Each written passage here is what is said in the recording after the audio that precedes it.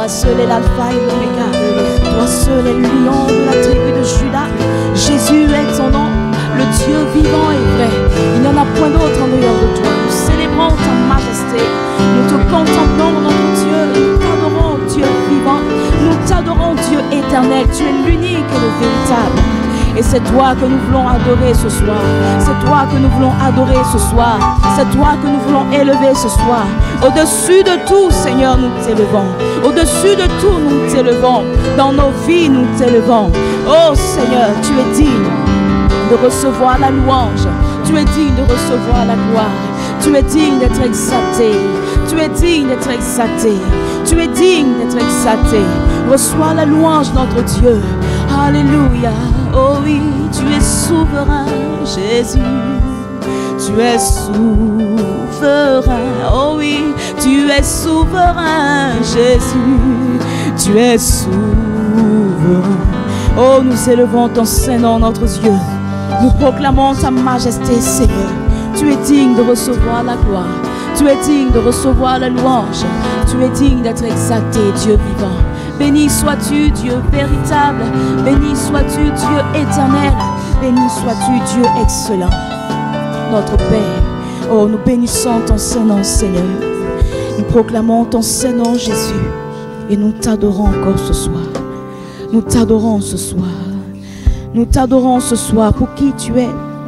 Nous te célébrons, notre Dieu. Nous te célébrons, Seigneur. Alléluia. Alléluia. Reçois la gloire et la louange. Dieu, tu es saint. Dieu, tu es grand. Reçois la gloire et la louange. Dieu, tu es saint. Dieu, tu es grand. Reçois la gloire et la louange. Dieu, tu es saint.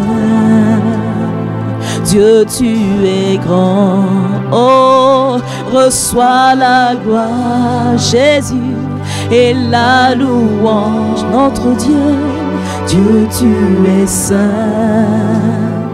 Dieu, nous te donnons la gloire. Reçois la gloire et la louange.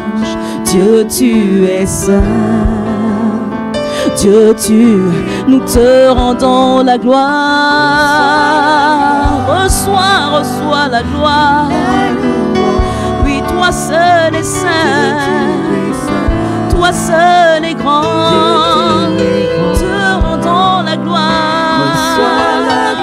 Oh Jésus, et la louange. Tu es saint. Tu es grand. Nous te rendons la gloire. Alléluia, alléluia. Oh, oh, oh, oh.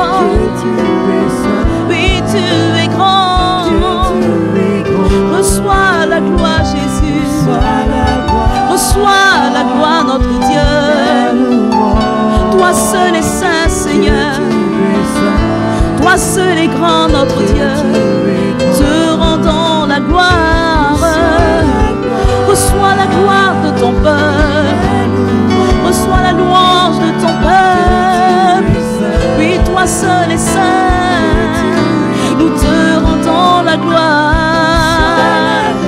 À toi seul, Seigneur. À toi seul, Jésus. Oui, tu es grand. Oui, reçois. Alléluia. Alléluia. Tu es grand. Nous te rendons la gloire. Oh oui. Oh oui. Toi seul soit la gloire, Jésus. À toi seul soit la louange. À toi seul soit l'honneur. Reçois la gloire. Reçois la gloire. Reçois la gloire. Tu es digne, Seigneur Jésus. Tu es digne. Dieu vivant. Dieu, tu es grand. Reçois, reçois. Reçois la gloire. Alléluia. La louange. Dieu, tu es saint. Dieu, tu es grand. Reçois la gloire et la louange. Tu es saint. Dieu, tu es saint. Tu es grand. Dieu, tu es grand. Reçois la gloire. Reçois la gloire. La louange. Elohim. Dieu, tu es saint. Dieu, tu es grand. Lève-toi là où tu es et commence à dire que tu n'arrêteras pas de louer Jésus. Rien et personne ne peut t'empêcher de louer Jésus. Rien ne peut nous empêcher de te louer Jésus. Je ne cesserai pas de te louer. Je n'arrêterai pas de te louer. L'église ne sera pas muette. Ton peuple n'est pas muet. Tu nous as donné une bouche, une voix, le souffle, la force, la santé pour te louer d'abord. Pour te louer Jésus. Avant toute chose, nous voulons glorifier ton nom. Avant toute chose, nous donnons gloire à ton nom, ô Jésus. Tu restes digne. Tu es assis sur ton trône et tu règnes. Tu domines sur toutes choses. Ton trône ne vacille pas. Le monde chancelle, mais ton royaume est inébranlable. Ton trône ne vacille pas. Ton règne est éternel. La quiétude est dans le ciel. Il n'y a rien dans le ciel. Là où tu règnes. Et ton règne est au milieu de nous. La paix du ciel est au milieu de nous. Car ton royaume est au milieu de nous. Nous sommes centrés autour de ton trône. Nous vivons dans l'atmosphère du ciel. Nous vivons dans l'atmosphère du ciel. Là où tout est centré sur toi. Et là où nous regardons à toi. Là où nous sommes rassurés, affermis, fortifiés. Gloire à toi, Jésus. Tu es le roi des rois. Tu es le Seigneur des seigneurs. Tu es le Tout-Puissant. Tu es le nom qui est au-dessus de tout le nom. Il y a un nom qui circule sur la terre, qui terrorise le monde entier. Mais nous savons que ton nom est au-dessus de tout nom. Ton nom est au-dessus de ce mal. Ton nom est glorifié. Nous élevons ton nom au-dessus de ce mal.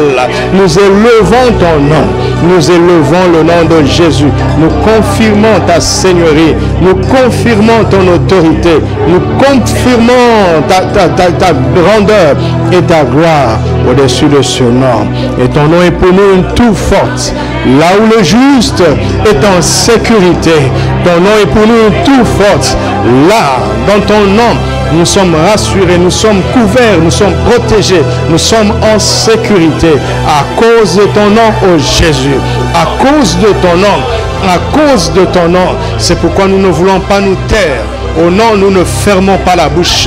Nous ne fermons pas la bouche. Nous ne serons pas muets. Car nous connaissons la puissance, l'autorité, la majesté de ton nom. Sois élevé, sois glorifié, Jésus. Sois glorifié au plus haut point. Sois glorifié Jésus. Sois glorifié. Alléluia. La joie du Seigneur est ma force. La joie du Seigneur est ma force. La joie du Seigneur est ma force. La joie du Seigneur est ma force. La joie du Seigneur est ma force. La joie du Seigneur est ma force. La joie du Seigneur est ma force. La joie du Seigneur est ma force. La joie du Seigneur est ma force. La joie du Seigneur est ma force. La joie du Seigneur est ma force. La joie du Seigneur est ma force. Le nom de Jésus est ma victoire. Le nom de Jésus est ma victoire. Le nom de Jésus est ma victoire. Le nom de Jésus est ma victoire. Le nom de Jésus est ma victoire. Le nom de Jésus est ma victoire. Le nom de Jésus est ma victoire. Le nom de Jésus est ma victoire. Le nom de Jésus est ma victoire. La joie du Seigneur est ma force. La joie du Seigneur est ma force. La joie du Seigneur est ma force. La joie du Seigneur est ma force. Gloire à Jésus. Recevez sa joie ce soir. Recevez sa joie. Recevez la joie du Seigneur ce soir. Recevez la joie du Seigneur. Recevez la joie du Seigneur. Soyez remplis de la joie du Seigneur ce soir. Nous recevons ta joie, nous recevons ta joie. Alléluia. Confesse que cette année reste pour nous l'année du combat spirituel victorieux. Cette année pour nous l'année du combat spirituel victorieux. Cette année reste pour nous l'année du combat spirituel victorieux. Nous te rendons grâce de nous avoir préparés, de nous avoir prévenus. Tu nous as prévenus, ô Saint-Esprit. Tu nous as prévenus. Nous ne sommes pas surpris. Car en vérité, tu nous as prévenus. Tu nous as prévenus qu'il y aurait un combat. Et tu nous as prévenus que ce serait un combat spirituel. Ce n'est pas seulement un combat biologique ou bactériologique. Tu nous as prévenus que ce serait un combat spirituel. Mais tu ne t'es pas arrêté là. Tu nous as prévenus que nous aurons la victoire. C'est pourquoi nous te rendons grâce. Car la victoire est notre partage. Nous sommes dans la victoire. Nous sommes dans la victoire. C'est pourquoi nous bénissons ton Saint-Nom. Oh, merci Saint-Esprit. Jésus a dit avec raison que tu nous annoncerais toutes choses. Nous te remercions de ce que nous ne sommes pas surpris. Viens nous parler, nous fortifier et nous montrer comment avancer. Au nom de Christ Jésus notre Seigneur.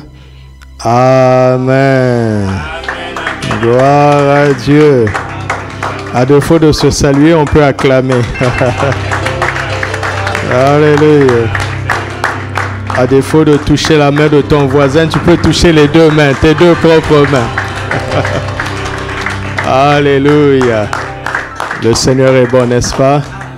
Que son nom soit béni. Alléluia. Je suis heureux de ce que le Seigneur m'a parlé et il m'a montré comment avancer. Chacun joue son rôle, n'est-ce pas? Alléluia. Nous jouons notre rôle spirituellement. Nous soutenons les autorités à tous les niveaux. Nous respectons les consignes qui sont données. Mais nous jouons aussi notre rôle. Alléluia. Revêtons-nous des armes de Dieu pour une victoire certaine. Revêtons-nous des armes de Dieu pour une victoire certaine. Voici la consigne que l'Esprit m'a donnée pour nous. Revêtons-nous des armes de Dieu pour une victoire certaine. Amen. Depuis le début de l'année, nous parlons du combat spirituel victorieux et nous avons vu comment il est inconcevable que Jésus n'aille en bataille et qu'il puisse envisager de perdre. Il part toujours en vainqueur pour vaincre, n'est-ce pas? Et nous avons vu beaucoup de choses. L'une des choses dans les Écritures qui va dans ce sens, sont les armes spirituelles que nous trouvons dans Éphésiens 6. En fait, ce ne sont pas seulement des armes spirituelles. Paul est beaucoup plus précis pour cela, parce que nous avons vu depuis un certain moment combien Dieu a des armées dans le ciel et sur la terre, n'est-ce pas? Mais Éphésiens 6 est particulier dans le sens où Éphésiens 6 parle des armes de Dieu lui-même. Alléluia. Vous savez, chaque soldat dans une armée est équipé pour la bataille, n'est-ce pas? Et en règle générale, quand le général lui-même est dans la bataille, il doit aussi être équipé. Le roi lui-même est équipé, n'est-ce pas? Par exemple, quand Goliath a défié l'armée d'Israël, même si Saül n'était pas en première ligne de front, mais nous voyons plus tard Saül proposer son armure à David. Même le roi lui-même est équipé dans la bataille. Alléluia. Et notre Dieu est le roi des rois, le Seigneur des seigneurs. Jésus-Christ, il est le commandant suprême de toutes les armées de Dieu. Mais lui-même aussi a des armes. Et c'est ça qui est extraordinaire. Et Paul parle des armes de Dieu que nous avons le droit de porter. N'est-ce pas merveilleux ça? Waouh! Il y a une catégorie de personnes sur la terre qui ont le droit de se revêtir des armes de Dieu. Face à Goliath ce jour-là, Saül a jugé David digne de porter son armure. Quand il a vu le courage, la foi de ce jeune homme, il a jugé ce jeune homme digne de porter son armure pour affronter Goliath. David n'en a pas eu besoin. Et ce soir, je veux vous dire que Dieu notre Père nous trouve dignes de porter son armure. Et toute son armure. Alléluia. Alléluia. Et imaginez que vous ayez l'armure de Dieu. Comment pouvez-vous perdre le combat? Il n'y a pas une armure aussi puissante, aussi sophistiquée que les armes de Dieu. Lisons Éphésiens chapitre 6, mais la parole qui nous est adressée d'abord se trouve dans le verset 13. Avant de considérer toutes ces armures, la parole qui nous est adressée se trouve dans le verset 13. Éphésiens 6, verset 13.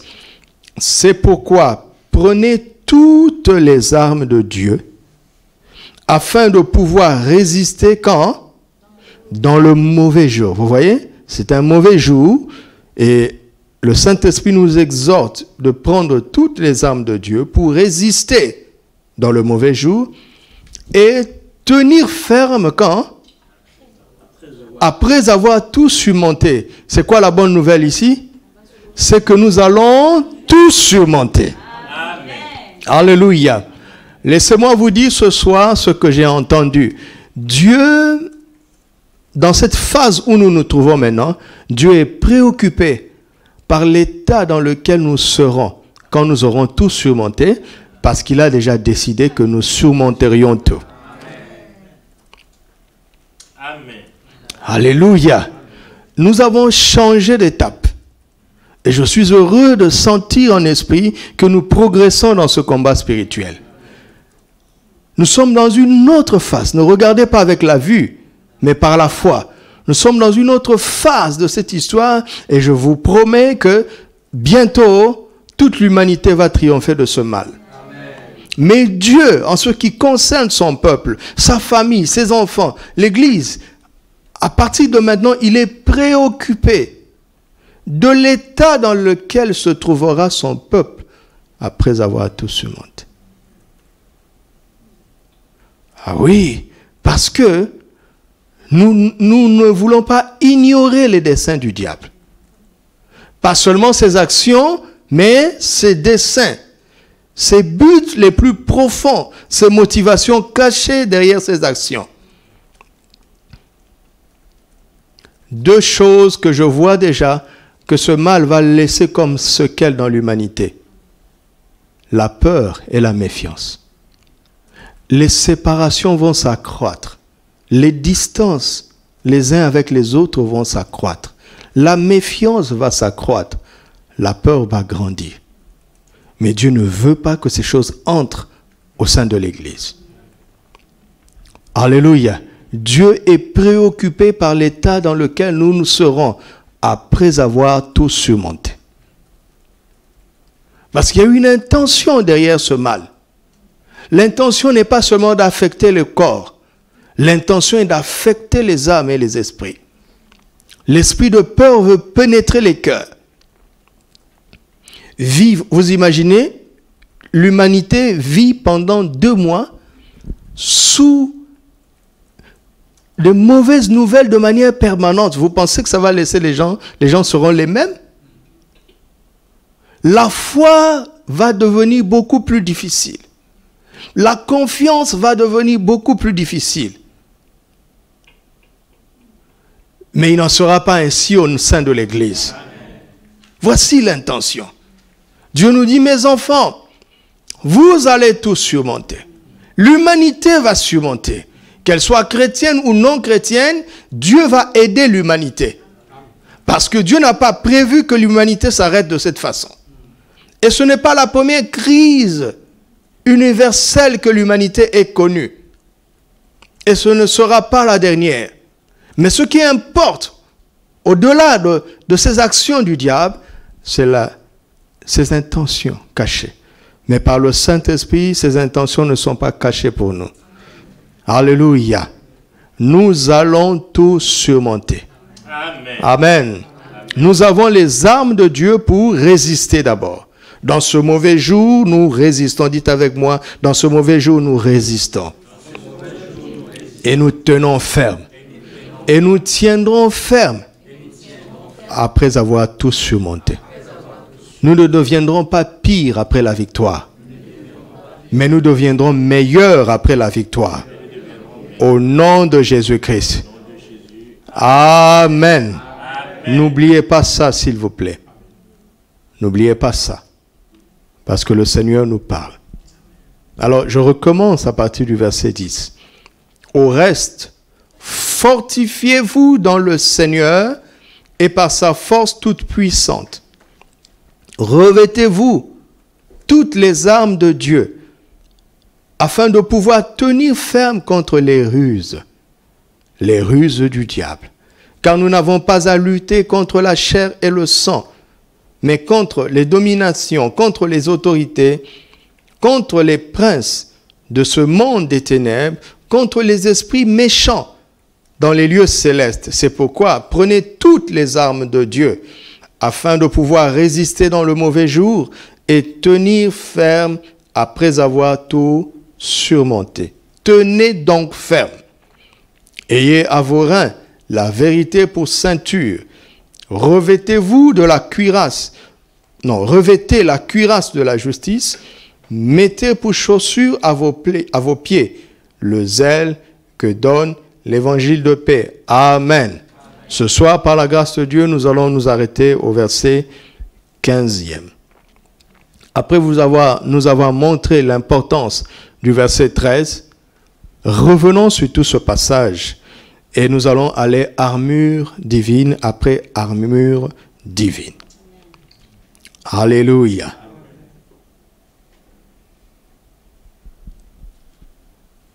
Ce passage se trouve dans l'épître de Paul aux Éphésiens et le chapitre 6 est déjà la conclusion de ces grandes révélations que le Saint-Esprit lui avait confiées.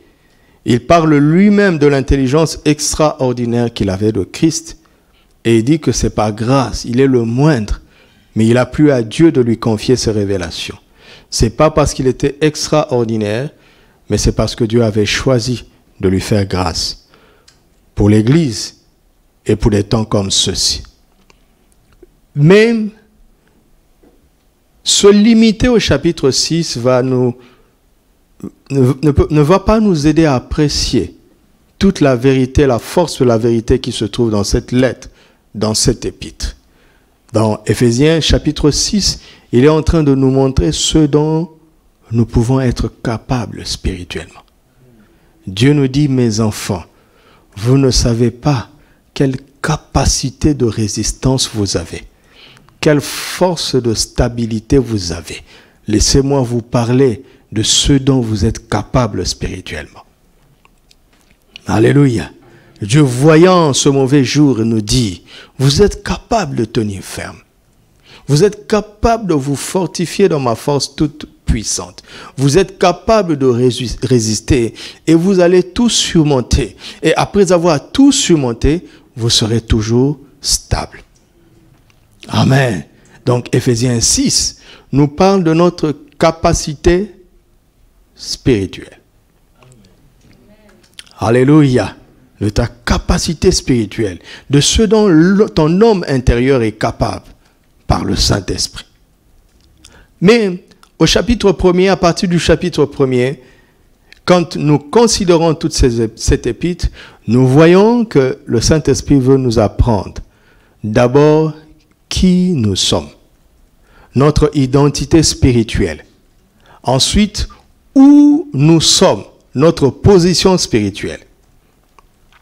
Ensuite, ce que nous avons, notre possession spirituelle, et finalement, ce que nous pouvons, notre capacité spirituelle.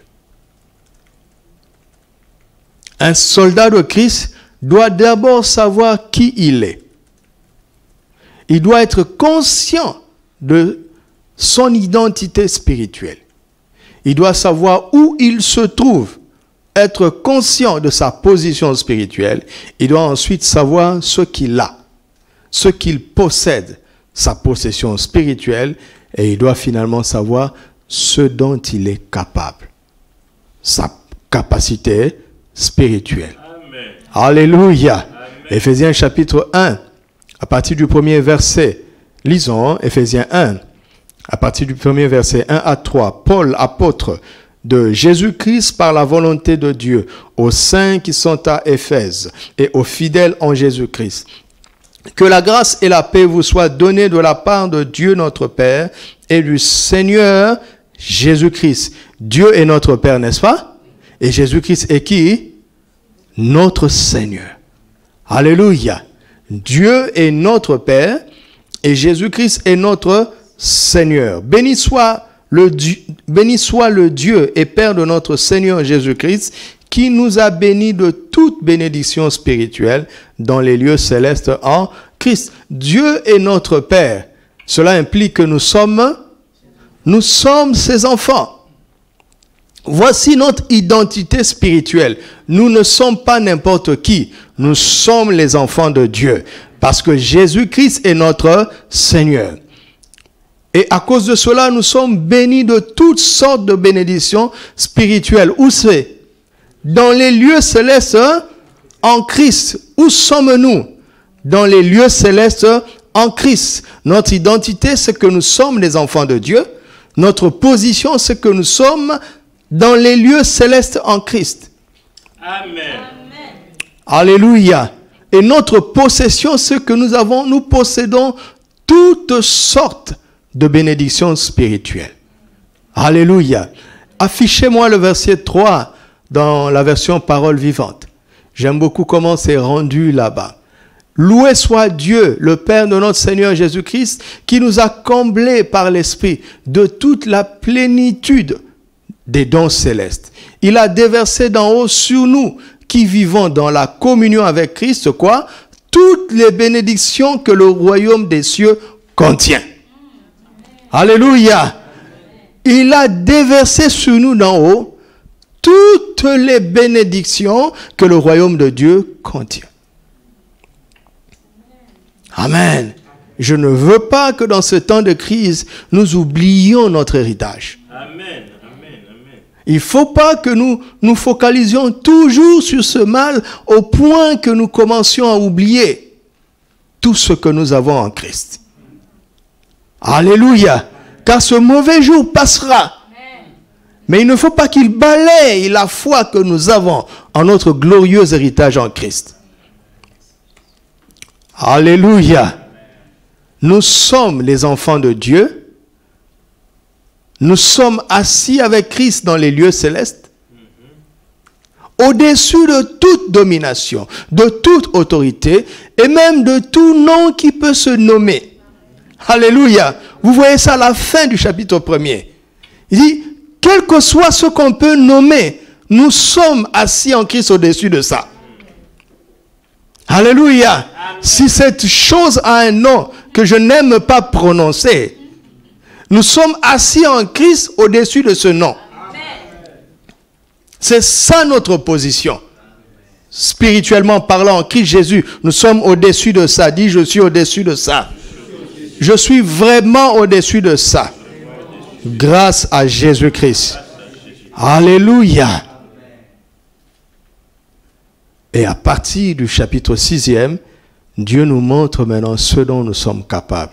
Entre autres, si nous prenons sur nous toute son armure. Alléluia. Alors, dans le chapitre 6, au verset 14e, il dit, tenez donc ferme, ayez à vos reins la vérité pour ceinture. La première arme de Dieu qu'il cite, c'est la vérité pour ceinture à nos reins. Alléluia. La toute première arme qu'il cite, c'est la vérité, ou bien la ceinture de vérité à nos reins. Amen. La toute première arme de Dieu qui est citée, qui est mentionnée dans Ephésiens 6, c'est la ceinture de vérité à nos reins. Et c'est étonnant de ce que ce soit cette arme-là que l'on cite en premier.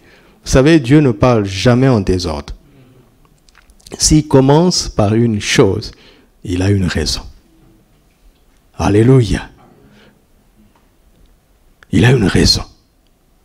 Et je me suis rendu compte dans les Saintes Écritures, c'est que à chaque fois qu'il fallait soit affronter quelque chose, Dieu sollicitait le rein des hommes. Ça n'a pas commencé en Ephésiens 6. C'est une vieille histoire. C'est un secret divin qui a commencé depuis longtemps. Alléluia. Qui croit que c'est Dieu qui l'a créé? Personne, comme on le dit aujourd'hui, n'est le fruit du hasard. Nous ne sommes pas seulement le résultat de la rencontre de notre Père et de notre Mère. C'est Dieu qui nous a créés. Alors regardez comment Dieu fait pour créer une créature humaine. Psaume 139, verset 13. Affichez-moi Psaume 139, verset 13. Il dit quoi? C'est toi qui as formé quoi? Et qui m'a tissé dans le sein de ma mère, n'est-ce pas? Qu'est-ce que David découvre? David découvre que la première chose, le premier acte de création que Dieu fait dans le ventre d'une femme enceinte, c'est de former ses reins. N'allez pas m'argumenter scientifiquement, mon ami, nous sommes dans la parole de Dieu, qui est la vérité. Il forme d'abord ses reins, après il tisse dans le sein de nos mères ce que nous sommes aujourd'hui. On parle même des tissus, n'est-ce pas? Nos organes sont tissés. Et la biologie parle du tissu de nos organes. Alors, oublions ça, ce que nous voyons que le premier acte de Dieu, c'est de former nos reins. Il y a une priorité ou une primorité sur les reins. Alléluia. Vous avez vu ça? C'est un EPEP normal. Hein? On enseigne la parole de Dieu, mais dans le cadre de la circonstance qui ne nous surprend pas, parce que c'est l'année du combat spirituel victorieux. Alléluia. Alors regardons Exode chapitre 12, verset 11. Exode 12, verset 11. Le jour de la délivrance, qu'est-ce que Dieu leur dit? Après leur avoir montré le secret du sang, alléluia, que nous utilisons abondamment dans cette circonstance, voici ce qu'il dit. Quand vous le mangerez, c'est pourquoi nous prendrons la Sainte Seine ce soir. Quand vous le mangerez, vous aurez, comment? Vous aurez vos reins sains. Première mention. Première consigne. Alléluia. Première consigne, quand vous allez manger ça, ayez vos reins sains. Vos souliers aux pieds et votre bâton à la main. Mais on reste, ayez vos reins sains. Dieu met la primauté sur les reins. Encore une fois, de plus. Deutéronome 33, verset 11. Deutéronome 33, verset 11. Bénis sa force, ô Éternel. C'est la bénédiction prononcée sur Lévi. Agrée l'œuvre de ses mains, brise les reins de ses adversaires et que ses ennemis ne se relèvent plus. Amen. Après que Dieu nous ait bénis, dans une situation d'adversité, Dieu va viser les reins de ses adversaires, de nos adversaires, afin qu'ils ne se relèvent plus.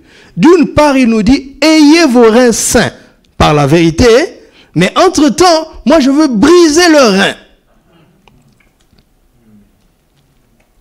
Alléluia. Alléluia. 1 Roi, chapitre 18, verset 46. Le prophète Élisée veut envoyer son serviteur.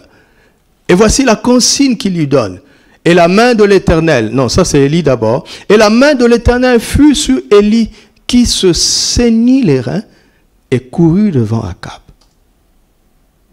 Il va aller plus vite qu'un char de roi, par le Saint-Esprit.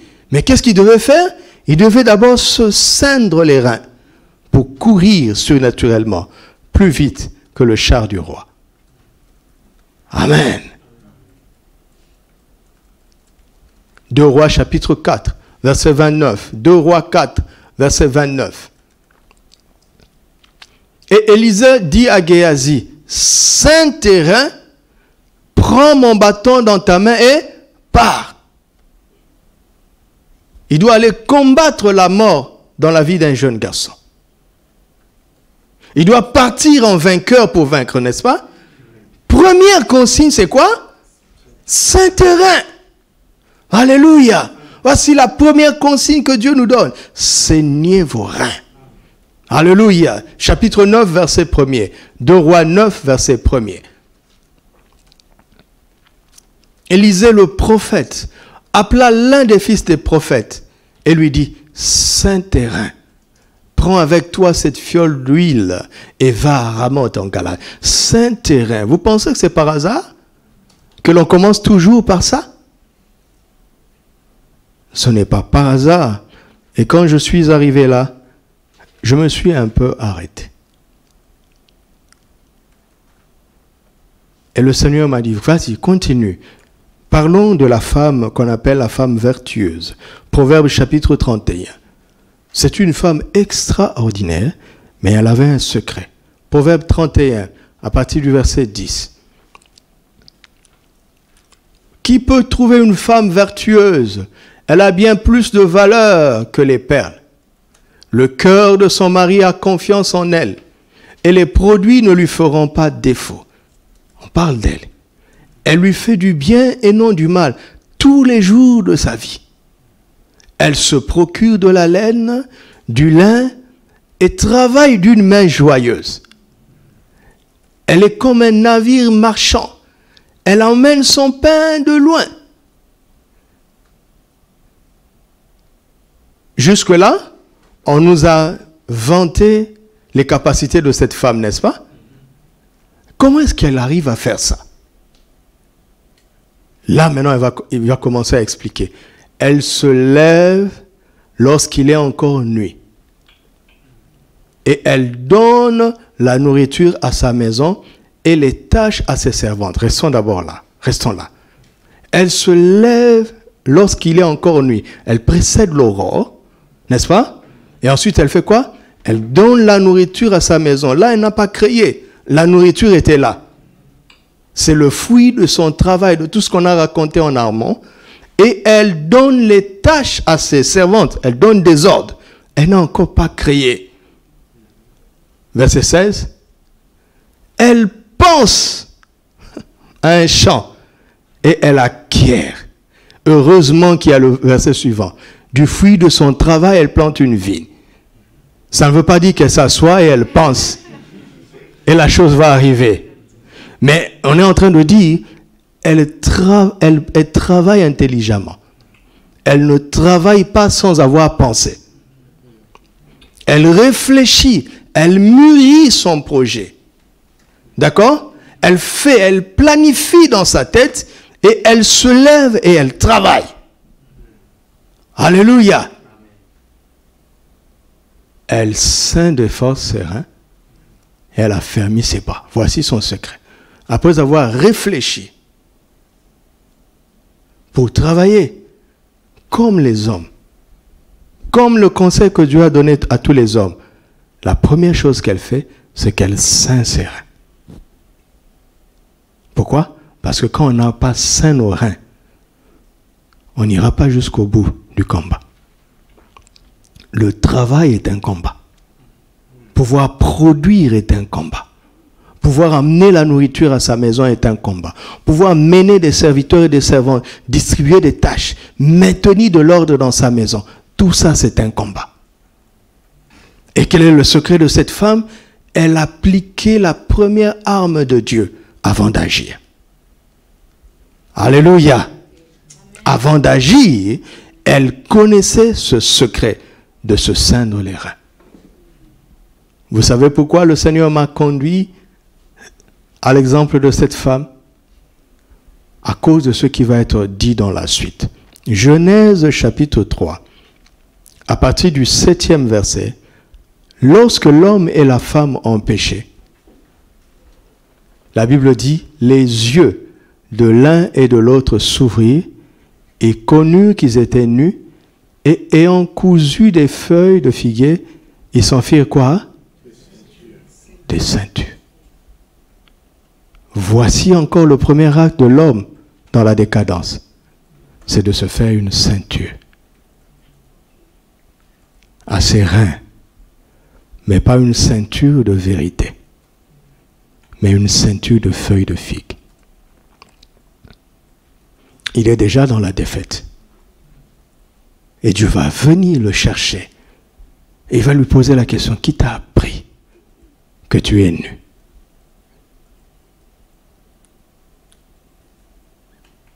Nous devons nous ceindre les reins, pas avec n'importe quelle ceinture, mais avec la ceinture divine de la vérité.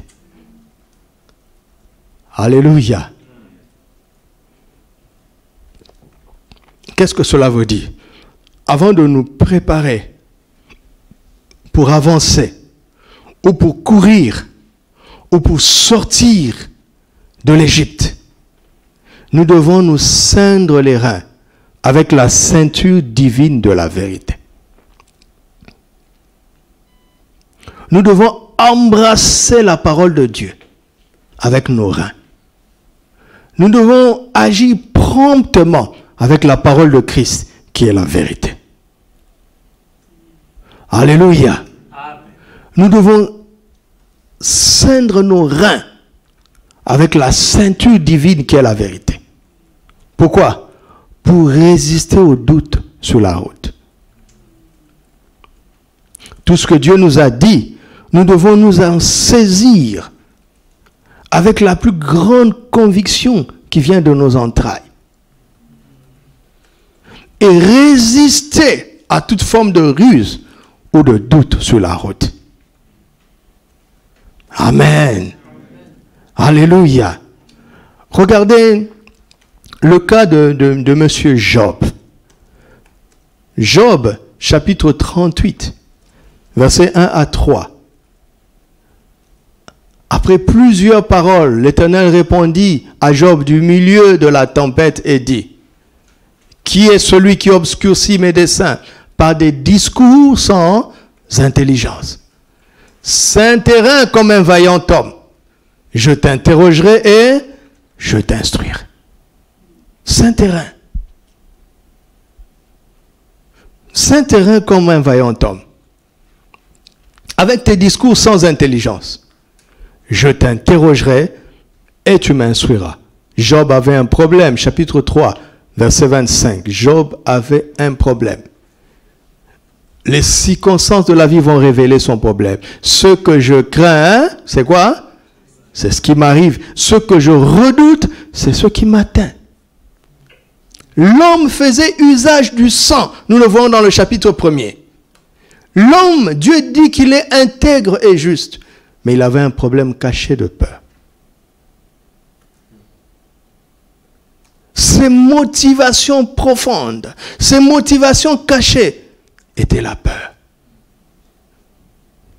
La chose principale qui motivait son intégrité, qui motivait sa justice, qui motivait sa foi au sang, c'était la peur.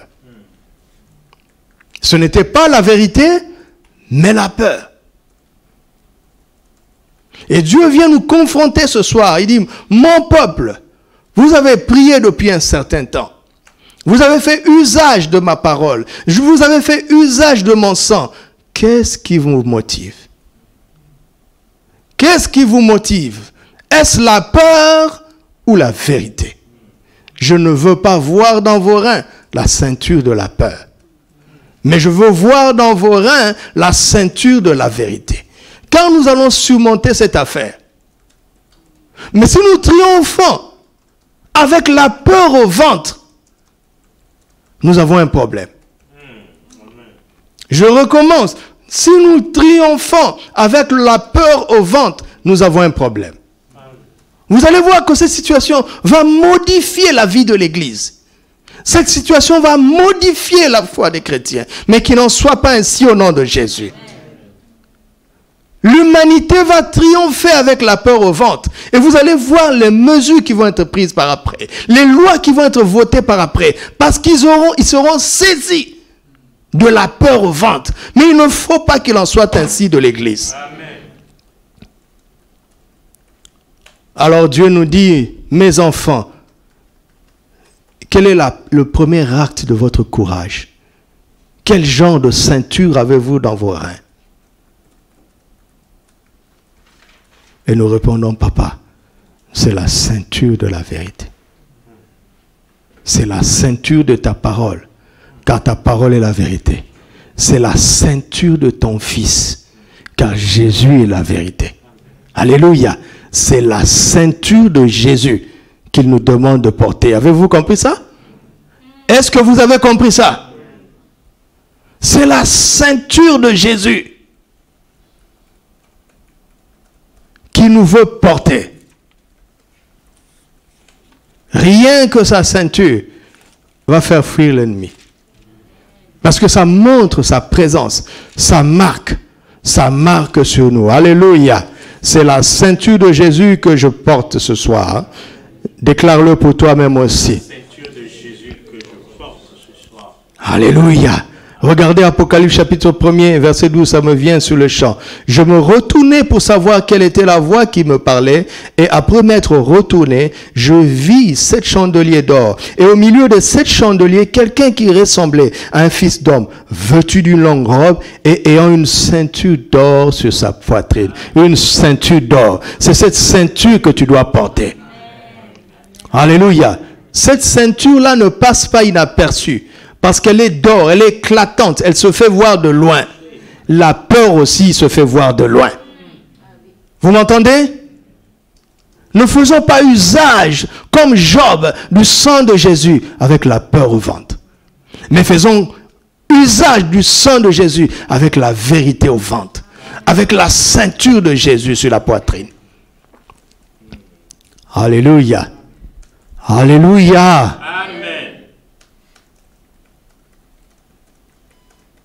Dieu veut que nous soyons un peuple courageux. Quand tu pries, tu dois prier avec courage.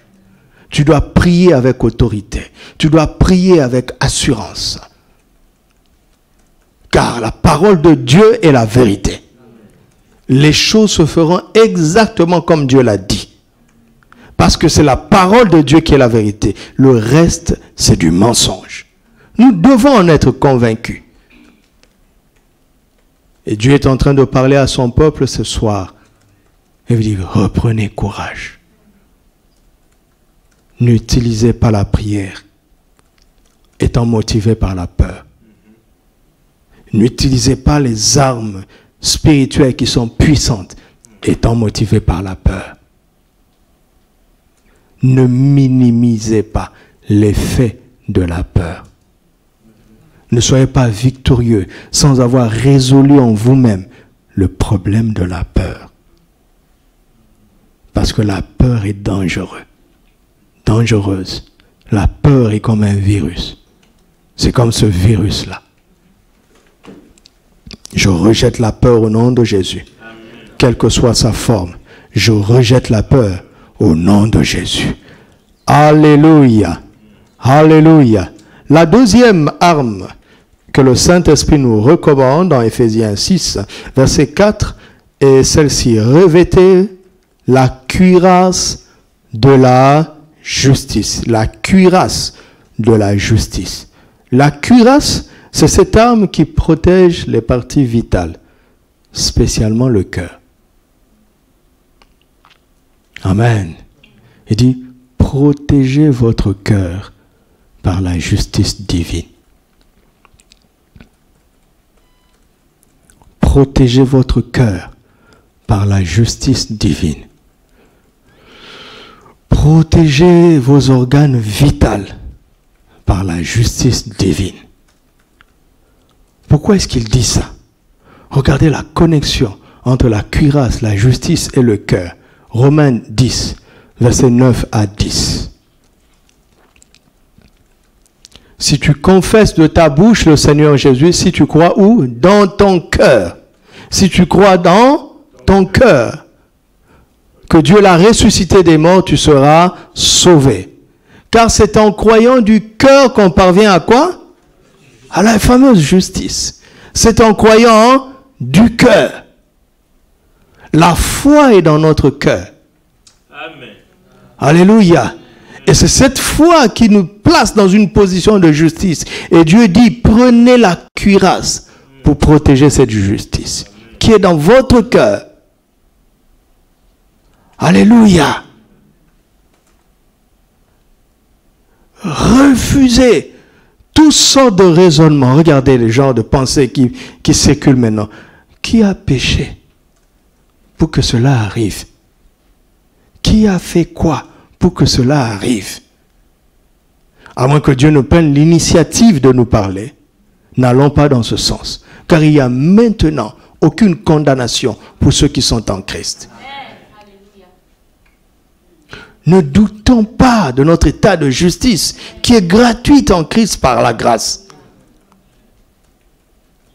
Ne courons pas le risque de chercher tellement d'explications que nous ne comprendrions pas que nous sommes en train de retourner au mérite de la loi. Quelqu'un a saisi ça? C'est ce que l'ennemi est en train de faire. Ramener les croyants en arrière, afin qu'ils abandonnent le principe de la foi, du salut par la foi qui est une grâce, pour revenir au principe du salut par les œuvres, ce qui n'est pas possible. Alléluia. S'il y a un péché, nous le confessons. Mais ce n'est pas notre confession qui nous rend justes. C'est le sacrifice de l'agneau. Alléluia. Alors, ne perdez pas votre temps à chercher les explications. À moins que le Saint-Esprit ne prenne de l'initiative. Nous restons dans une position de justice. Protégeons notre cœur de toutes les autres pensées qui sont fausses. Parce que le but du diable, c'est d'affecter la foi en l'œuvre achevée de Christ. Alléluia. Est-ce que vous saisissez ça? C'est pour ça que même dans le mauvais jour, nous devons continuer à enseigner. Parce qu'il faut qu'on continue de nourrir notre foi. La prière seule ne suffit pas. L'enseignement fera qu'on priera mieux, n'est-ce pas? N'est-ce pas que vous comprenez que Dieu nous fait avancer? Il veut que nous prions mieux, parce qu'il dit, mes enfants, vous allez tous surmonter, mais vous serez dans quel état? Vous serez dans quel état après la victoire? L'humanité sera dans quel état? L'Église sera dans quel état? Nous disons, Père, nous resterons dans une position de justice, par la grâce, par la foi en l'œuvre achevée de Christ. Alléluia. Qu'est-ce qui se passe lorsque nous croyons dans notre cœur? Qu'est-ce qui se passe? Et c'est ça qui est extraordinaire. Lorsque nous croyons dans notre cœur. La Bible dit dans le Proverbe chapitre 4, verset 23, « Garde ton cœur plus que toute autre chose, car de lui viennent quoi? » Vous avez vu ça? Est-ce que vous avez vu ça? Garde ton cœur plus que toute autre chose, car de lui viennent les sources de la vie. Et quelle source? Il ne s'agit pas du sang que ton cœur pompe. Ce sang-là ne profite qu'à toi-même. Ça ne sort pas de ton corps, n'est-ce pas? Mais il s'agit du cœur qui est protégé par la cuirasse de la justice. Il s'agit de cette cuirasse qui protège la foi dans ton cœur, qui t'a mise dans une position de justice. Est-ce qu'on me saisit? Il dit alors garde ça et toujours ta cuirasse de justice pour protéger la foi que le Saint-Esprit a mise dans ton cœur. Parce que aussi longtemps qu'il y aura cette foi, alléluia, il y a des sources de la vie qui jailliront. Amen. Jean chapitre 7, verset 37, Jésus se tenant debout et dit, si quelqu'un a soif, qu'il vienne à moi et qu'il le boive. Celui qui croit en moi, quoi? Des fleuves d'eau vive jailliront de ce fameux cœur-là. Il y a dans ton cœur des fleuves d'eau vive parce que tu as la foi. Alléluia. Et tu dois protéger ton cœur avec la cuirasse de la justice pour résister à tout ce qui veut t'empêcher de demeurer dans la foi. Celui qui tient ferme dans la foi devient une source des fleuves d'eau vive qui jaillissent. Là où il y a la mort, quand il passe, il assainit cet endroit. Parce que des fleuves d'eau vive jaillissent de sa vie. Ces fleuves jaillissent dans ta maison parce que tu es dans la foi. Ces fleuves jaillissent autour de toi parce que tu es dans la foi. Ces fleuves irriguent, arrosent les nations, arrosent les villes. Quand nous nous tenons dans une position de foi, nous jouons notre rôle sur le plan spirituel. Alléluia. Nous sommes des réseaux d'assainissement. Parce que la vie, les fleuves d'eau vive jaillissent de nos seins. Parce que nous avons foi en Jésus. C'est pour ça que l'ennemi veut s'attaquer à ce cœur. Il veut s'attaquer à ce cœur où il y a la foi qui nous donne la justice, mais nous résistons dans le nom de Jésus. Alléluia. Quelqu'un a compris ça? Tu te lèves le matin, tu prends ces paroles comme une promesse. Tu assainis ta maison. Alléluia. Pratiquez ça. Tu assainis ta maison. Quand tu marches dans la rue, tu assainis la rue. Tu assainis la ville. Tu parles sur la ville. Tu parles sur la nation. Tu parles sur les nations. Tu parles sur les voisins. Nous jouons notre rôle spirituel. Chacun fait son travail. Alléluia. Et vous allez voir, quand vous faites ça, il y a des pensées de doute. Refusez ça. N'abandonnez pas votre cuirasse de justice. Protégez la foi qui est dans votre cœur. C'est pourquoi faites attention. Nous devons suivre les informations. Nous devons écouter les consignes. Mais ne nous laissons pas inonder par ça. Laissons plutôt nos fleuves d'eau vive inonder le reste. Alléluia. Et la troisième arme, c'est les chaussures à nos pieds, qui sont le zèle que donne l'évangile de paix. Je veux que vous lisiez ça. Mettez pour chaussures à vos pieds le zèle que donne l'évangile de paix. Et quand j'étais devant cette parole, j'ai été touché. Et c'est comme si l'Esprit me disait, écoute, mon peuple dit, je suis zélé pour l'évangile. Il dit, mais moi je n'ai pas parlé comme ça. C'est mon évangile qui vous donne le zèle. Vous entendez? Écoutez-moi. Là où le monde va, il sera de plus en plus difficile de témoigner. L'ennemi veut s'attaquer au zèle.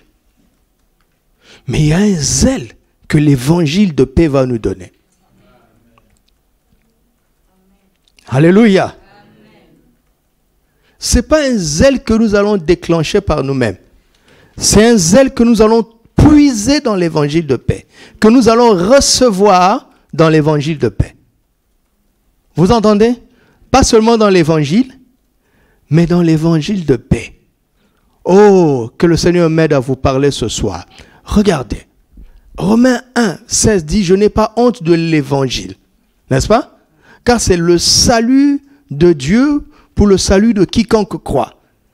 L'évangile, point barre, c'est le salut, c'est la puissance de Dieu pour sauver. L'évangile tout court. D'accord? Mais tous ceux qui ont entendu l'évangile jusque-là sont sauvés. N'est-ce pas? Mais il faut que d'autres puissent l'entendre. Et pour que d'autres puissent l'entendre, ceux qui sont déjà sauvés, qui ont l'évangile, doivent avoir le zèle pour continuer à l'annoncer. Et pour trouver ce zèle-là, nous devons découvrir l'évangile de paix. Alléluia. L'évangile de paix.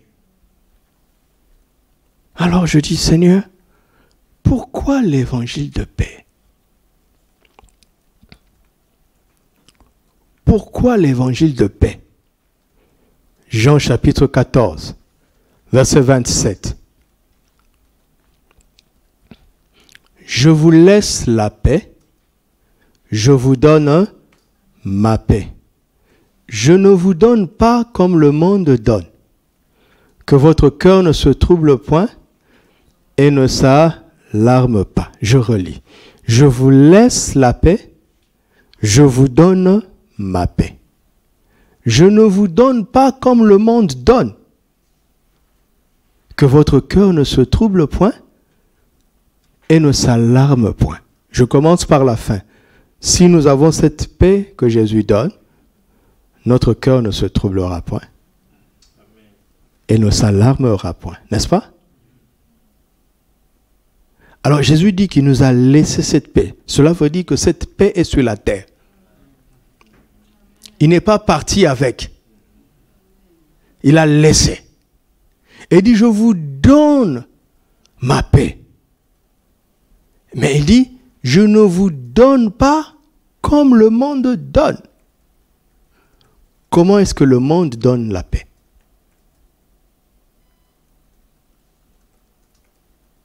Comment est-ce que le monde donne la paix?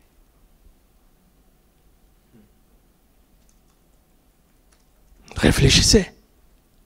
Et Jésus nous dit, lui, il ne donne pas la paix comme le monde la donne. Alors, cette paix est disponible sur la terre.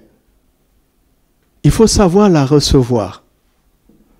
Et quand on l'a reçue, on ne peut pas être troublé. On ne peut pas s'alarmer. Quand on a reçu cette paix. Jusqu'à ce que nous lisions Ephésiens 6, nous comprenons comment Jésus donne cette paix à travers son évangile. Car c'est l'évangile de paix. Alléluia. Raison de plus pour que nous fouillions les évangiles pour comprendre comment Jésus donne cette paix-là. Parce que nous savons que la manière dont lui donne la paix, ce n'est pas la même que le monde la donne. Amen. Donc, comment je vais faire pour savoir comment Jésus donne sa paix? Je dois aller dans l'évangile. Là où l'évangile parle de paix. Alléluia. Romains chapitre 5, verset 1er.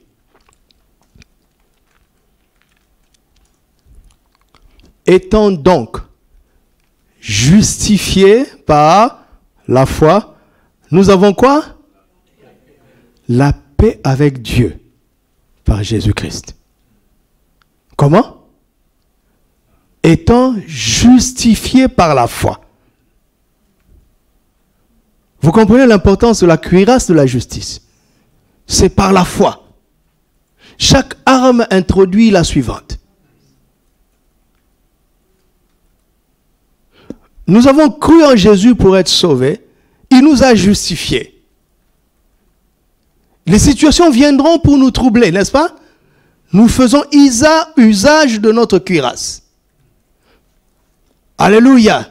Nous refusons de douter que nous avons perdu la justice. Nous protégeons cette justice que nous avons acquise par la foi. Alléluia. Et quand nous avons fait ça, nous nous rendons compte, nous sommes étonnés de la paix qui nous gagne. Parce que quand on est justifié par la foi, le premier cadeau que Dieu nous donne, c'est la paix. Avec qui? Avec lui-même. Vous vous rendez compte que le monde entier a tourné le dos à Dieu. Le monde entier s'est rebellé contre Dieu. Mais ceux qui sont justifiés par la foi ont fait la paix avec Dieu. Ils ne sont plus les ennemis de Dieu. Donc ils rejoignent le camp de Dieu. Et à partir de ce moment, ceux qui vous attaquent Dieu. Parce que nous ne sommes plus les adversaires de Dieu. Nous avons fait la paix avec lui. Nous avons fait la paix. Donc à partir de ce moment-là, notre combat devient son combat. Et sa victoire devient notre victoire. C'est pour ça qu'il dit repos. Asseyez-vous à ma droite jusqu'à ce que je fasse de vos ennemis votre marchepied. Restez dans la paix. La paix que je donne par l'évangile. Amen.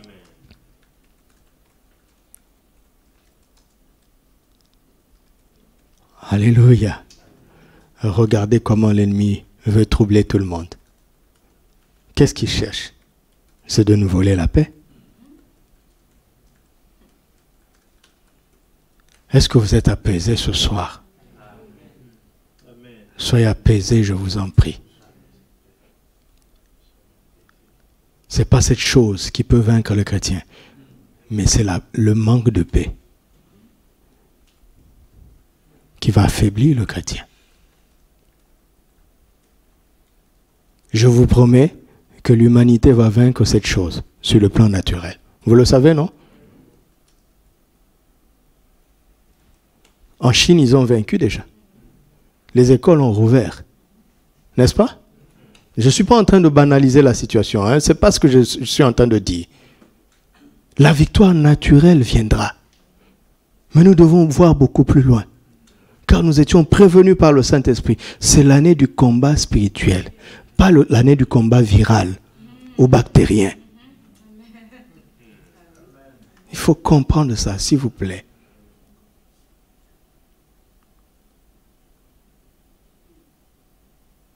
Vous pensez que Dieu est content de voir ces chaises vides?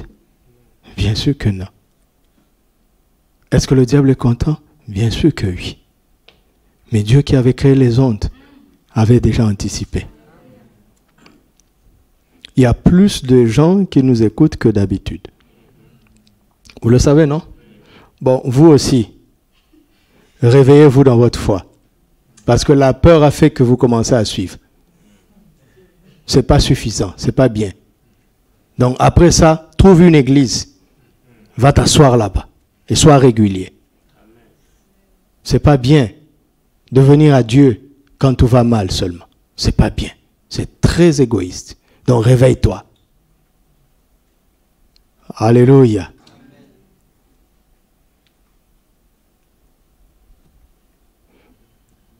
Le premier mercredi où on a fait comme ça, le Seigneur a ouvert les yeux au pasteur Arlette. Elle a vu chaque ange sur chaque chaise. La salle était remplie d'anges. Cette salle n'est pas vide. Et vous aussi dans votre maison, vous avez la visitation des anges. Vous n'êtes pas seul. En esprit, nous sommes tous en communion. Alléluia. Le premier cadeau que Dieu donne quand on est justifié, c'est quoi? La paix avec Dieu. Qu'est-ce que Dieu est en train de dire? Dieu est en train de dire, tu sais, depuis que tu as cru en Jésus, je te regarde comme un ami. Est-ce que tu sais ça? J'ai fait la paix avec toi. Je te regarde comme un ami. Je ne te regarde pas comme un adversaire. Je ne suis pas en palabre avec toi. Depuis que tu as cru en Jésus, tu es de mon côté. Si seulement on pouvait savoir ça, si seulement on pouvait avoir la révélation que Dieu est avec nous, on ne va pas se battre, n'est-ce pas? Celui qui s'attaque à l'Église s'attaque à Dieu lui-même. Alléluia. Après la paix avec Dieu, Philippiens chapitre 4, verset 4, à partir du verset 4.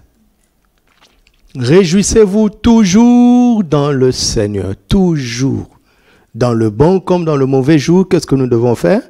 Nous réjouir dans le Seigneur. Je le répète, réjouissez-vous, alléluia, car la joie du Seigneur est notre force. Que votre douceur soit connue de tous les hommes. Le Seigneur est proche.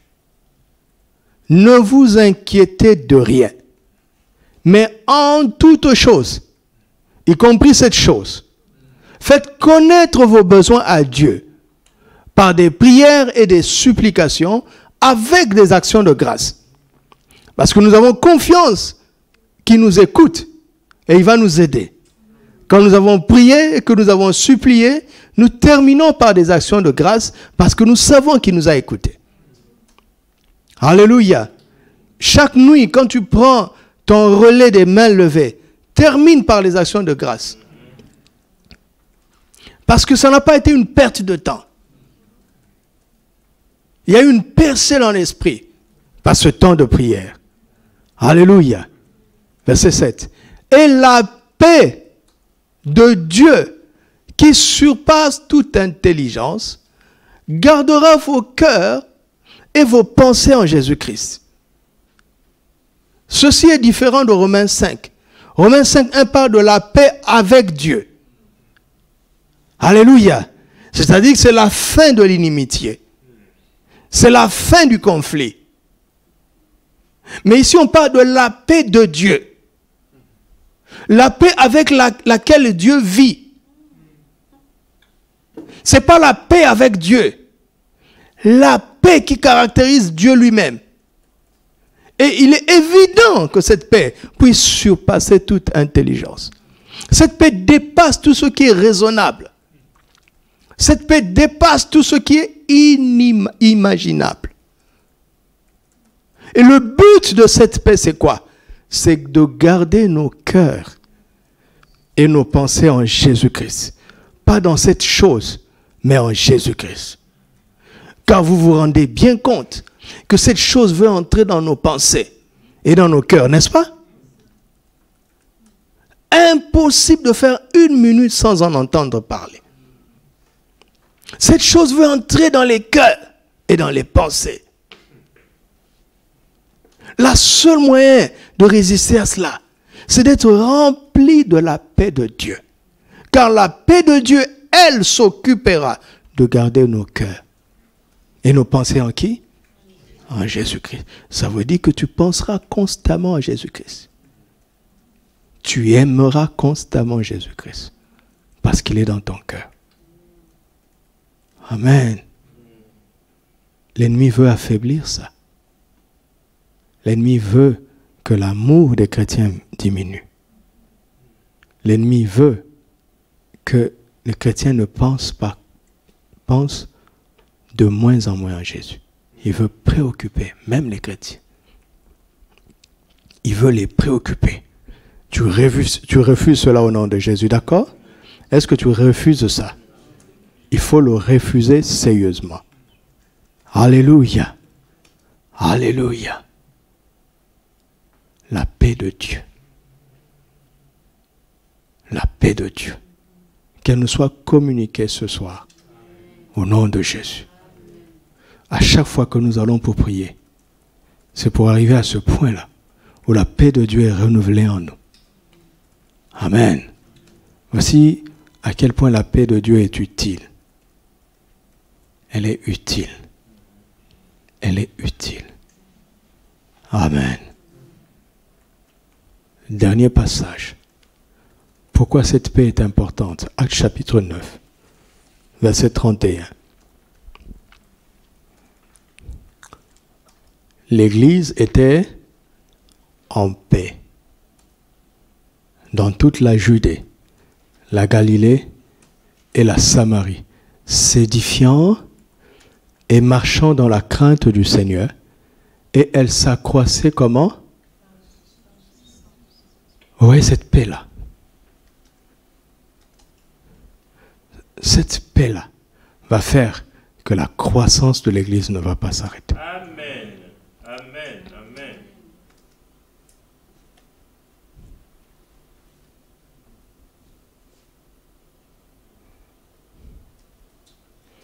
Et il y a des gens qui osent critiquer, qui disent c'est parce qu'il y a eu une réunion de 2000 personnes dans une église que cette chose s'est propagée. Quel mensonge.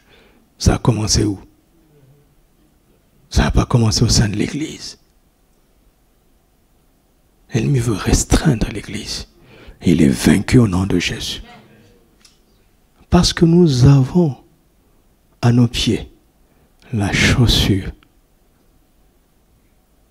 que représente le zèle que l'évangile de paix donne. Amen. Alors, je vais terminer en vous disant quelque chose. À quoi cette chaussure servait en temps de guerre? Vous savez, si vous marchez en étant préoccupé de là où vous posez les pieds,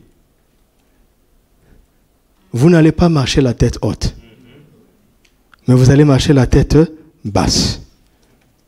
Donc vous n'allez pas voir loin. Il y aura un problème de vigilance. Parce que quand tu baisses la tête, l'ennemi frappe. Les chaussures avaient pour but de faire en sorte que le soldat ne réfléchisse pas à là où il va poser les pieds. Parce que s'il y a une épine, ce n'est pas un problème. S'il y a une bouteille cassée, ce n'est pas un problème. S'il y a même du feu, ce n'est pas un problème. De telle sorte qu'en marchant, il est toujours la tête haute. Vous comprenez ça? L'évangile de paix nous donne ce zèle qui fait que nous avons la tête haute. Nous regardons l'ennemi en face. D'accord? Nous ne clignons pas les yeux. Nous n'avons pas honte de l'évangile. Nous ne baissons pas la tête. Nous ne sommes pas en position de faiblesse. Nous le regardons droit dans les yeux. Pourquoi? Parce que nous sommes conscients de celui qui est avec nous. Nous sommes conscients que Jésus est avec nous. Nous marchons par la foi. Nous ne réfléchissons pas à là où nous posons les pieds. Vous savez pourquoi? Parce que Jésus dit, je vous ai donné le pouvoir de marcher sur les serpents et sur les scorpions et sur toute la puissance de l'ennemi. Nous ne nous préoccupons pas de là où nous posons les pieds. Quand on nous dit, allez-y, on fonce. La tête haute. Si un serpent, on marche dessus. Si un scorpion, on marche dessus. Quel que soit le piège de l'ennemi, on marche dessus. Amen. Amen. Alléluia. Voici comment c'est important. Voici dans quel état Dieu veut que nous soyons quand nous aurons tout surmonté. Alléluia. Dans cet état de zèle et d'assurance, parce que l'évangile de paix nous l'a communiqué. Dans cet état de foi où de fleuves d'eau vive jaillissent de nos seins, parce que la cuirasse de justice protège notre cœur. Alléluia. Dans cet état où nous sommes saints par la vérité. Nous ne sommes pas saints par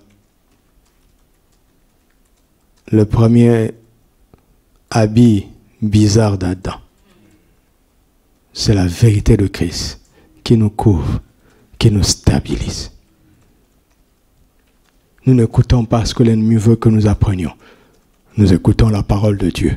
Car la parole de Dieu est la vérité. Alléluia. Et l'Église continuera à aller de l'avant. L'Église continuera à s'accroître. Vous savez pourquoi j'en suis sûr? Parce que c'est le Saint-Esprit qui va le faire. Quand vous réfléchissez à partir de notre point de vue, vous voyez beaucoup de choses à l'avance. Et ça peut être inquiétant. Vraiment. Et ça, vous n'en avez pas besoin. Je ne vous le partage pas. Mais par contre, Dieu donne toujours des réponses quand il nous montre des choses à l'avance. Il dit l'église était en paix. Elle s'édifiait. Elle se fortifiait dans la crainte du Seigneur et elle croissait comment? Par l'assistance du Saint-Esprit. Tant que le Saint-Esprit nous assistera, nous irons de l'avant. Alléluia. C'est pourquoi il nous dit avancer. Nous ne regardons pas au sol. Nos pieds sont protégés. Et nous avançons. Et l'église va croître. Alléluia. Tous les pièges de l'ennemi n'auront pas raison de nous. Car nous sommes revêtus des armes de Dieu. Vous avez compris ça? C'est avec ça que nous allons travailler. Dans cette phase où Dieu veut travailler à l'intérieur. La prière que nous pratiquons en chaîne, c'est pour l'extérieur. Mais ça, c'est pour l'intérieur. Quelle que soit la forme que le culte va prendre le dimanche, nous allons continuer. C'est pour nous préparer parce que la victoire a déjà été acquise. Amen. Et après ça, Dieu va nous montrer encore qu'est-ce que nous devons apprendre. Gloire à Dieu. Bénissons son Saint-Nom. Ô Père, nous te remercions et nous te rendons grâce à ce soir parce que tu nous as parlé, tu nous as édifiés. Tu as encore une fois édifié notre foi. Là où tu es, parle au Seigneur, parle au Seigneur. Nous te rendons grâce, Papa, nous te rendons grâce pour ta parole. Elle est la vérité. Elle est la vérité. Nous la prenons comme ceinture ce soir. Car tu as déjà vu la victoire, alors nous l'acceptons. Et nous prenons comme ceinture cette parole de vérité. La victoire a été décidée, la victoire a été décrétée, la victoire a déjà été acquise. Maintenant, tu penses à l'état dans lequel nous serons après le constat général de la vérité.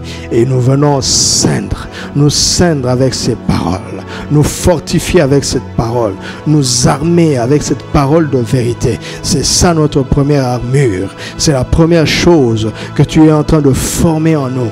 Ta vérité est en train d'être formée en nous, comme tu as formé les reins. Ta vérité est en train d'être formée en nous.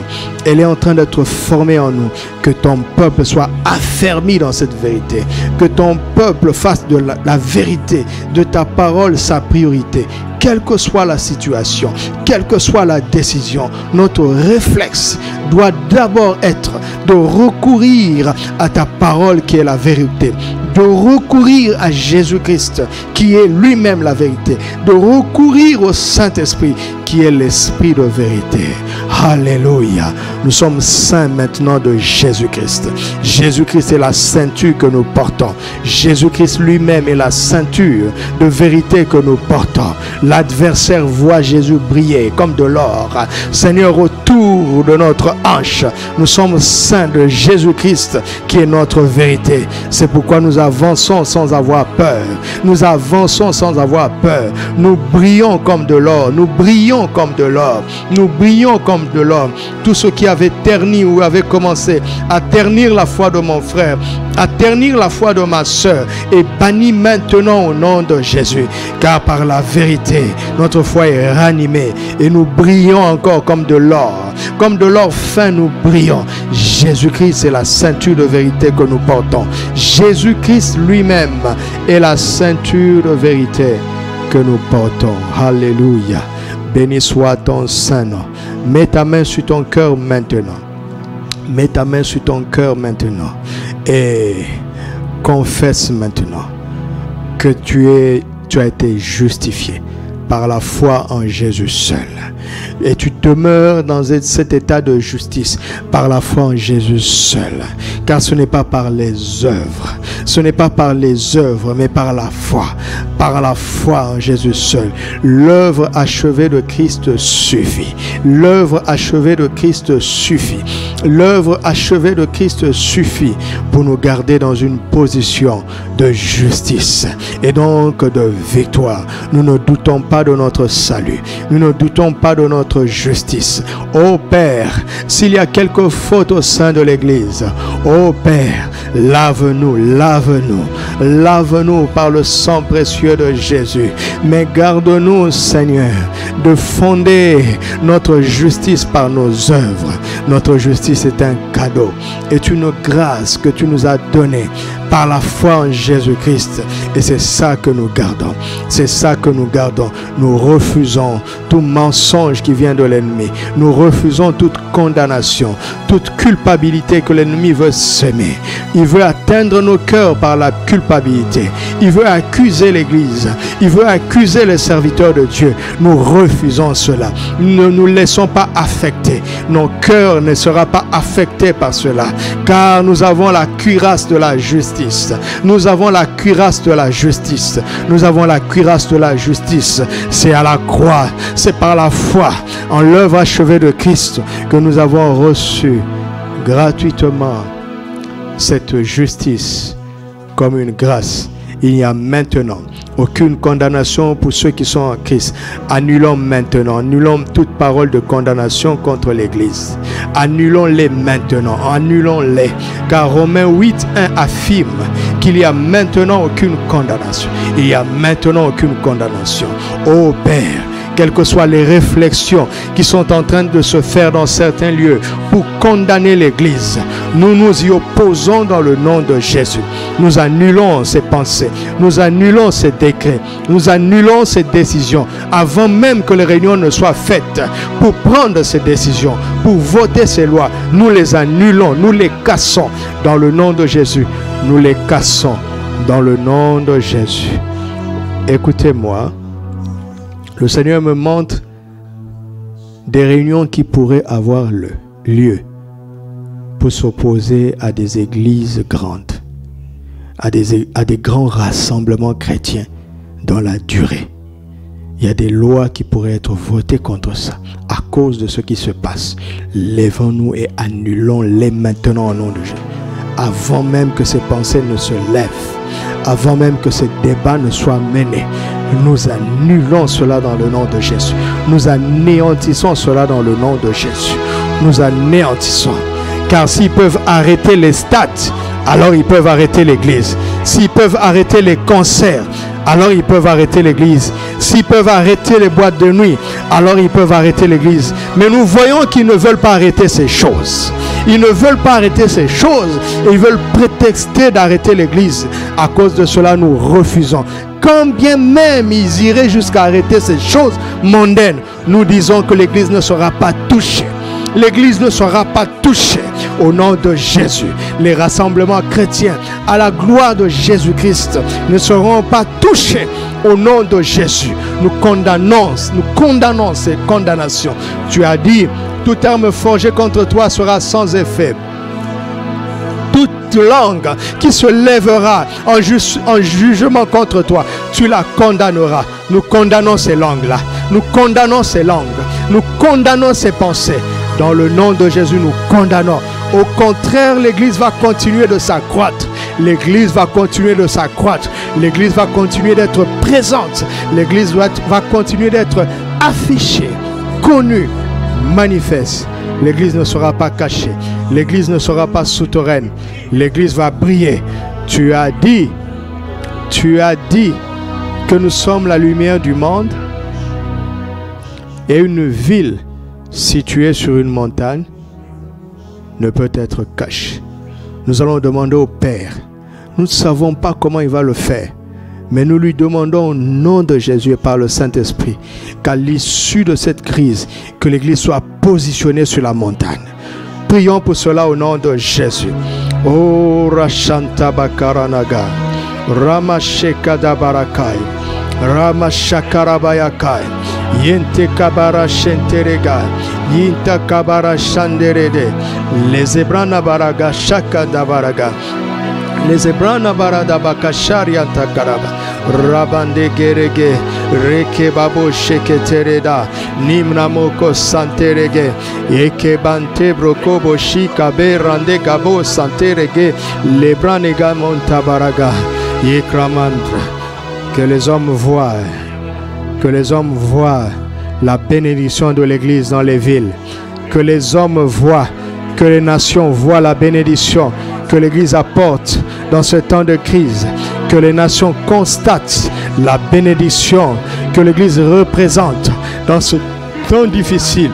Que les nations constatent, que les gouvernants le constatent, que les voisins le constatent, qu'ils constatent la bénédiction que nous apportons dans ces moments, qu'ils le constatent, qu'ils le constatent, qu'ils constatent l'effet de nos prières, qu'ils constatent des miracles, qu'ils constatent la gloire de Jésus, qu'ils constatent la lumière qui brille, qu'ils le constatent, qu'ils constatent à quel point nous triomphons de ces ténèbres par la lumière que nous sommes en tant qu'Église de Jésus-Christ.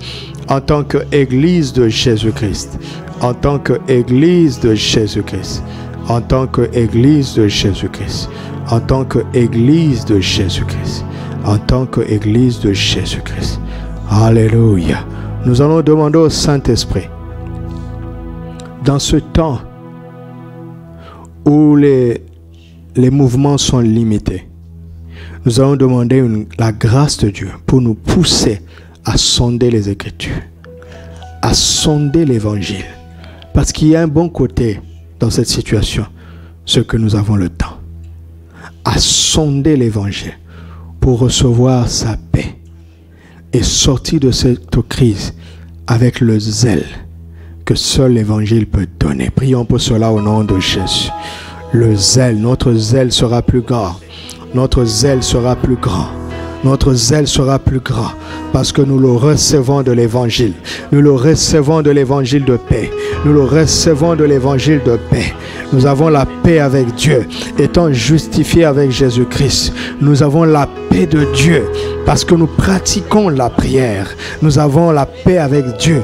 Nous avons la paix de Dieu. Nous avons l'Évangile de paix. Oh, que l'Évangile de paix que nous absorbons abondamment pendant ce temps de crise nous communique un meilleur zèle, un plus grand zèle, un plus grand zèle, un plus grand zèle, un plus grand zèle, un plus grand zèle, un plus grand zèle. Et que ce zèle nous donne cette chaussure d'autorité qui nous emmène à marcher dans la victoire sans jamais être atteints. Nous marchons sur les serpents et les scorpions et sur toute la puissance de l'ennemi.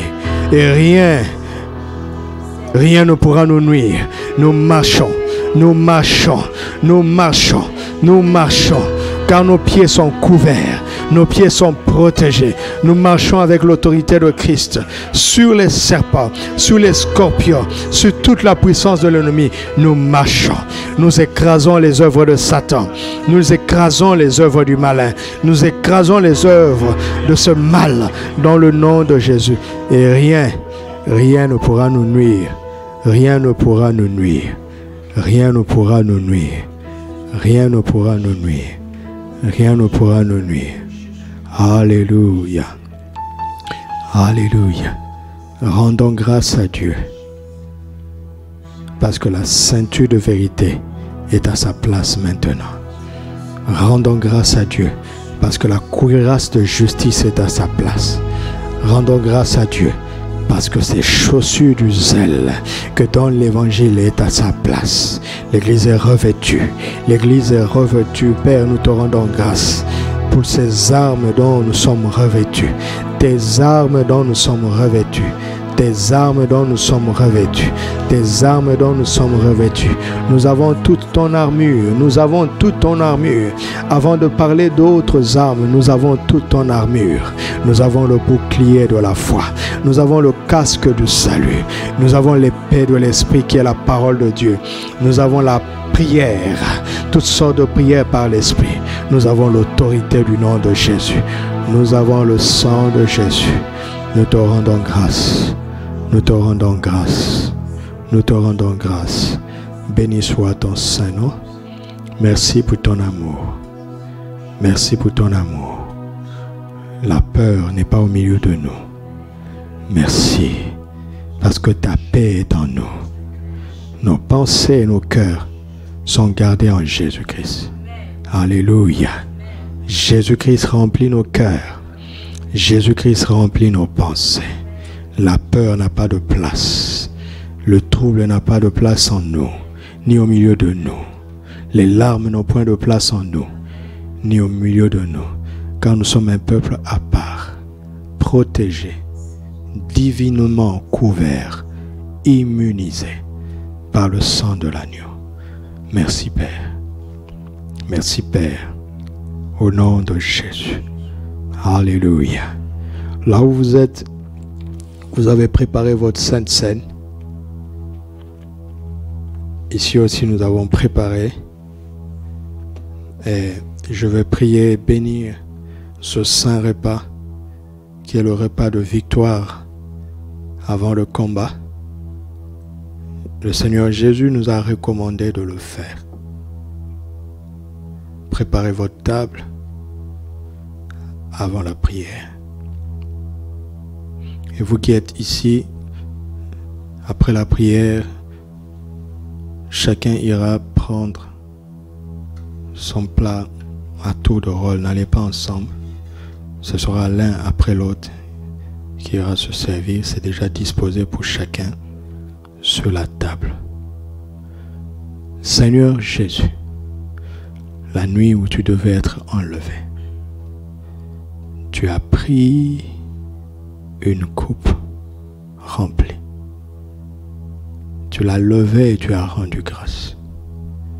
Tu l'as présentée à tes disciples en disant, ceci est mon sang, le sang de la nouvelle alliance qui a été répandu pour vous. Après cela, tu as pris du pain que tu as rompu. Tu as rendu grâce en disant, ceci est mon corps. Prenez-le en mémoire de moi. Nous savons ce que cela représente. Nous savons que cela représente la victoire qui était déjà acquise avant que tu n'ailles à la croix. À la croix, Seigneur Jésus, nous le croyons. Tu as vaincu Satan et toute son armée. À la croix, tu as pris nos péchés. À la croix, tu as pris nos maladies. À la croix, tu as pris la malédiction.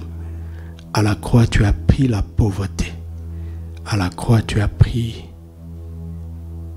tout ce qui nous éloignait de Dieu et de son plan merveilleux pour nous. C'est pourquoi ce soir, je proclame par la foi qu'en prenant ce saint repas, nous sommes en train de boire ton sang. Nous sommes en train de manger ton corps. Nous sommes en train de célébrer ta victoire sur Satan. Et en prenant ce saint repas, toute influence de Satan derrière cette crise ne peut pas nous atteindre. Amen. Au nom de Jésus. Amen. En prenant ce repas, nous célébrons notre victoire sur la malédiction. Et la malédiction de ce mal ne peut pas nous atteindre. En prenant ce repas, nous célébrons la guérison. Et ce mal ne peut pas nous atteindre. On parle de plus en plus de porteurs sains. En prenant ce repas, nous refusons même d'être des porteurs sains. Nous le refusons au nom de Jésus. En prenant ce repas, nous refusons de connaître la pauvreté, car cet arrêt va affecter l'économie. Mais nous refusons d'être négativement affectés. La pauvreté ne va pas nous atteindre. Au nom de Jésus. En prenant ce repas, nous additionnons toutes les intentions du diable qu'il a lancées contre l'ennemi, contre l'humanité, et nous les neutralisons et nous disons que tous ces desseins, de tous ces desseins, aucun d'eux ne va nous atteindre. Par ce repas de victoire, nous te remercions, nous te bénissons. Père, permets-moi de te demander quelque chose. En prenant ce repas, nous te demandons de déverser des grâces sur cette nation. Amen. De déverser des grâces sur toutes les nations. Amen. Où je sais que tu as inspiré tes enfants pour prendre ce repas. Car l'ennemi a voulu nous empêcher de le prendre. Mais nous n'ignorons pas ces desseins. Nous les prenons quand même. Et à cause de cela, Père, quand ton peuple a mis le sang en Égypte, quand ils ont mangé l'agneau, ils ne sont pas sortis seuls. Il n'y a pas qu'Israël qui est sorti. Il n'y a pas que les fils biologiques d'Abraham qui sont sortis. Une multitude les a suivis. Et nous prenons avec nous des multitudes au nom de Jésus. Des multitudes au nom de Jésus. Alléluia. Alléluia. Alléluia. Merci Seigneur. Merci. Entonnez un cantique. Et servons-nous à tour de rôle. Rendons grâce et prenons par la foi.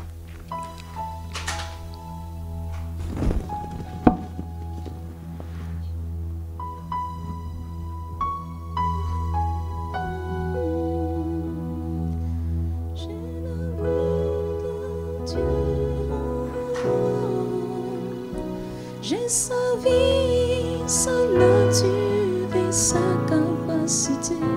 J'ai la vie de Dieu en moi. J'ai la vie de Dieu en moi. J'ai la vie de Dieu en moi. J'ai sa vie, sa nature et sa capacité. J'ai la vie de Dieu en moi. J'ai la paix. J'ai la paix de Dieu en moi.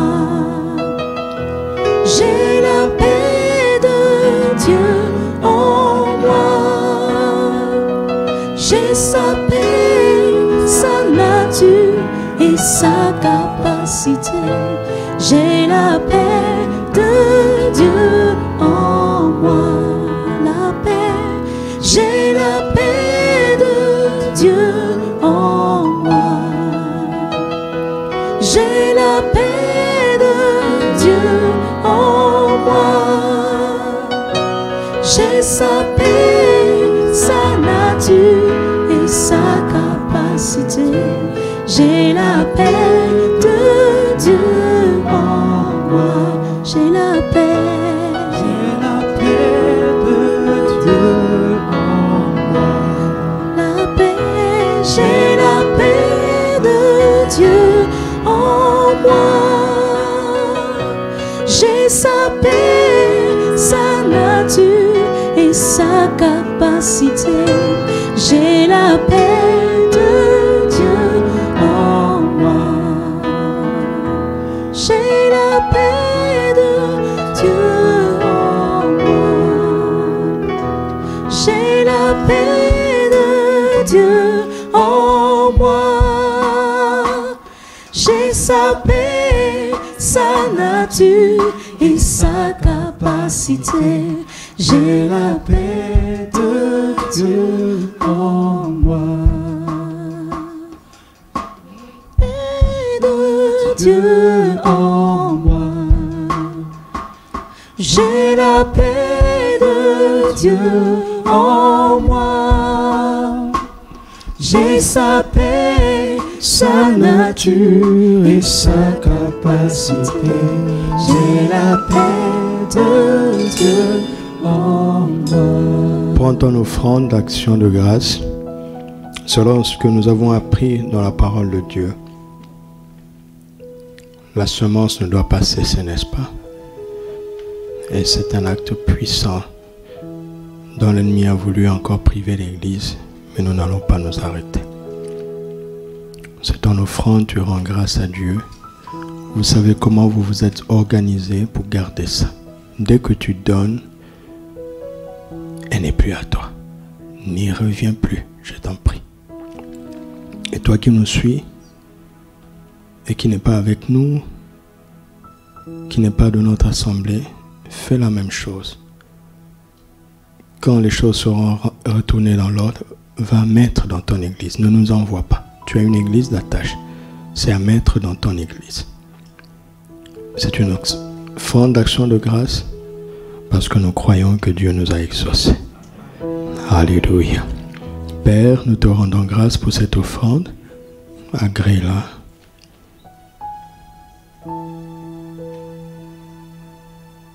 Et que la bénédiction échue aux actions de grâce revienne sur ton peuple. Au nom de Jésus. Amen. Seigneur, je te remercie de nous avoir permis de nous retrouver ce soir. Merci pour ta paix et ta grâce dans chaque maison et parmi nous en ce lieu. Merci pour ta grâce sur la nation et sur toutes les nations. Au nom de Jésus. Amen.